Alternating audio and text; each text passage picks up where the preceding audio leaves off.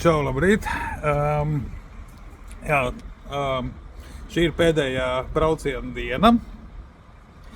Un, jā, esmu kaut kur pa ceļam starp Ostrovu Mazavecku un Lomžu.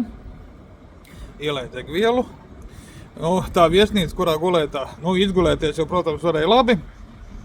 Numuriņš labs, bet, kā jau vakar video minēju, bija dažādi kasjaki, ar ko es esmu diezgan neapmierināts.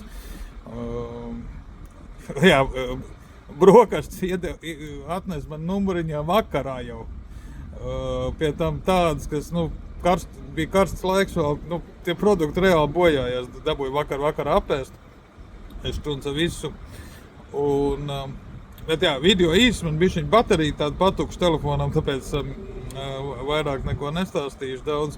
Ir diezgan pavēss, esmu uzvilcis jaku. Un jā, šodien jau pēcpusdienā būšu atpakaļ mājās. Tas tā īsumā viss. Ko vairs? Tiekamies Latvijā.